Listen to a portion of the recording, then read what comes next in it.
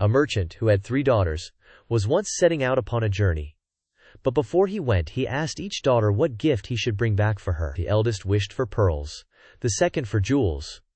But the third, who was called Lily, said, "Dear father, bring me a rose." Now, it was no easy task to find a rose, for it was the middle of winter. Yet, as she was his prettiest daughter, and was very fond of flowers, her father said he would try what he could do.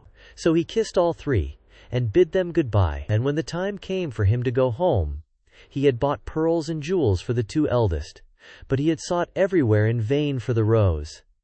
And when he went into any garden and asked for such a thing, the people laughed at him, and asked him whether he thought roses grew in snow. This grieved him very much, for Lily was his dearest child.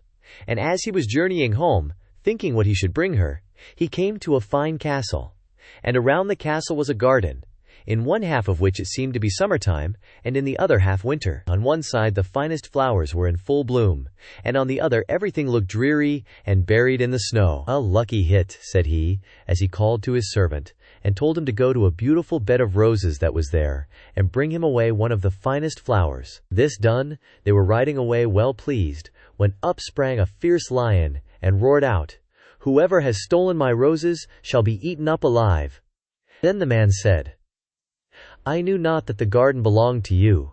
Can nothing save my life?" "No," said the lion, "nothing, unless you undertake to give me whatever meets you on your return home. If you agree to this, I will give you your life, and the rose too for your daughter." But the man was unwilling to do so, and said, "It may be my youngest daughter, who loves me most, and always runs to meet me when I go home." Then the servant was greatly frightened, and said, "It may perhaps be only a cat or a dog." And at last the man yielded with a heavy heart, and took the rose, and said he would give the lion whatever should meet him first on his return. And as he came near home, it was Lily, his youngest and dearest daughter, that met him. She came running, and kissed him, and welcomed him home. And when she saw that he had brought her the rose, she was still more glad. But her father began to be very sorrowful, and to weep, saying, "Alas, my dearest child, I have bought this flower at a high price, for I have said I would give you to a wild lion. And when he has you, he will tear you in pieces, and eat you." Then he told her all that had happened, and said she should not go, let what would happen. But she comforted him, and said, "Dear father, the word you have given must be kept. I will go to the lion and soothe him. Perhaps he will let me come safe home again." The next morning she asked the way she was to go, and took leave of her father, and went forth with a bold heart into the wood. But the lion was an enchanted prince. By day he and all his court were lions, but in the evening they took their right forms again. And when Lily came to the castle, he welcomed her so courteously that she agreed to marry him. The wedding feast was held, and they lived happily together a long time. The prince was only to be seen as soon as evening came, and then he held his court. But every morning he left his bride, and went away by himself, she knew not whither, till the night came again. After some time he said to her, "Tomorrow there will be a great feast in your father's house, for your eldest sister is to be married, and if you wish to go and visit her, my lions shall lead you thither." Then she rejoiced much at the thoughts of seeing her father once more, and set out with the lions, and everyone was overjoyed to see her, for they had thought her dead long since. But she told them how happy she was, and stayed till the feast was over, and then went back to the wood. Her second sister was soon after married, and when Lily was asked to go to the wedding, she said to the prince, "I will not go alone this time. You must go with me." But he would not, and said that it would be a very hazardous thing, for if the least ray of the torchlight should fall upon him, his enchantment would become still worse, for he should be changed into a dove, and be forced to wander about the world for 7 long years. However, she gave him no rest, and said she would take care no light should fall upon him. So at last they set out together, and took with them their little child. And she chose a large hall with thick walls for him to sit in while the wedding torches were lighted. But unluckily, no one saw that there was a crack in the door. Then the wedding was held with great pomp, but as the train came from the church, and passed with the torches before the hall, a very small ray of light fell upon the prince. In a moment he disappeared, and when his wife came in and looked for him, she found only a white dove, and it said to her, 7 years must I fly up and down over the face of the earth, But every now and then I will let fall a white feather that will show you the way I am going. Follow it, and at last you may overtake and set me free." This said, he flew out at the door, and poor Lily followed. And every now and then a white feather fell, and showed her the way she was to journey. Thus she went roving on through the wide world, and looked neither to the right hand nor to the left, nor took any rest, for 7 years. Then she began to be glad, and thought to herself that the time was fast coming when all her troubles should end. Yet repose was still far off, for one day as she was traveling on she missed the white feather, and when she lifted up her eyes she could nowhere see the dove. "Now," thought she to herself, "no aid of man can be of use to me." So she went to the sun and said, "Thou shinest everywhere, on the hill's top and the valley's depth. Hast thou anywhere seen my white dove?" "No," said the sun, "I have not seen it. But I will give thee a casket. Open it when thy hour of need comes." So she thanked the sun, and went on her way till eventide. And when the moon arose, she cried unto it, and said, "Thou shinest through the night, over field and grove. Hast thou nowhere seen my white dove?" "No," said the moon, "I cannot help thee. But I will give thee an egg. Break it when need comes." Then she thanked the moon, and went on till the night wind blew. And she raised up her voice to it, and said, "Thou blowest through every tree and under every leaf. Hast thou not seen my white dove?" "No," said the night wind, "but I will ask 3 other winds.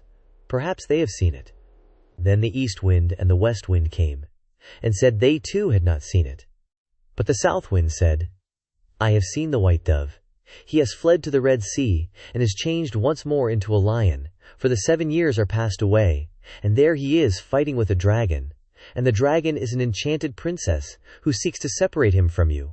Then the night wind said, "I will give thee counsel. Go to the Red Sea. On the right shore stand many rods. Count them, and when thou comest to the 11th, break it off, and smite the dragon with it. And so the lion will have the victory, and both of them will appear to you in their own forms. Then look round, and thou wilt see a griffin, winged like bird, sitting by the Red Sea. Jump onto his back with thy beloved one as quickly as possible, and he will carry you over the waters to your home. I will also give thee this nut," continued the night wind. "When you are halfway over, throw it down, and out of the waters will immediately spring up a high nut tree, on which the griffin will be able to rest. Otherwise he would not have the strength to bear you the whole way. If, therefore, thou dost forget to throw down the nut, he will let you both fall into the sea." So our poor wanderer went forth, and found all as the night wind had said. And she plucked the 11th rod, and smote the dragon.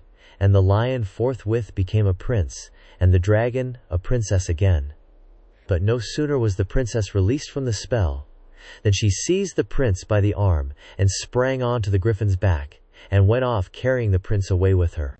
Thus the unhappy traveler was again forsaken and forlorn.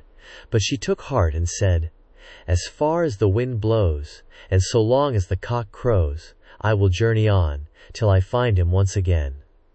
She went on for a long, long way, till at length she came to the castle whither the princess had carried the prince. And there was a feast got ready, and she heard that the wedding was about to be held. "Heaven aid me now," said she. And she took the casket that the sun had given her, and found that within it lay a dress as dazzling as the sun itself.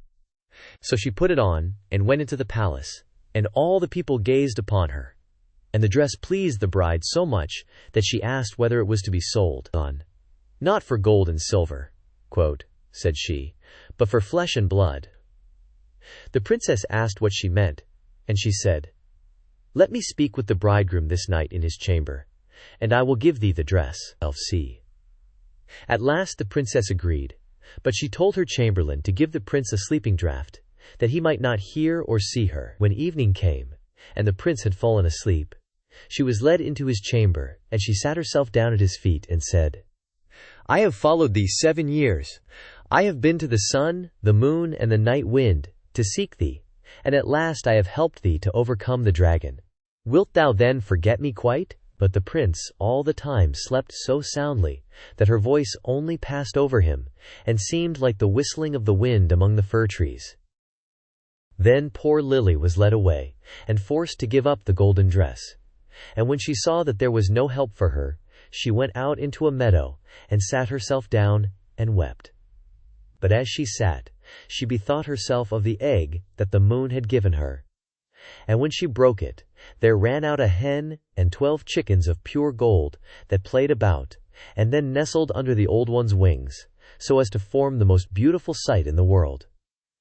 And she rose up and drove them before her, till the bride saw them from her window, and was so pleased that she came forth and asked her if she would sell the brood, not for gold or silver, but for flesh and blood.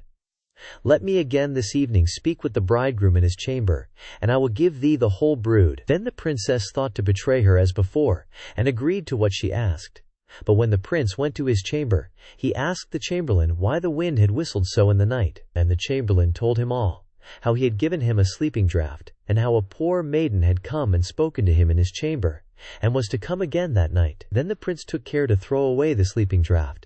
And when Lily came and began again to tell him what woes had befallen her, and how faithful and true to him she had been, he knew his beloved wife's voice, and sprang up, and said, "You have awakened me as from a dream, for the strange princess had thrown a spell around me, so that I had altogether forgotten you.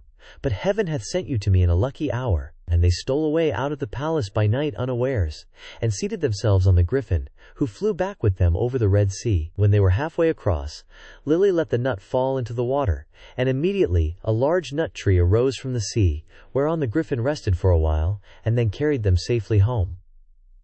There they found their child, now grown up to be comely and fair. And after all their troubles, they lived happily together to the end of their days.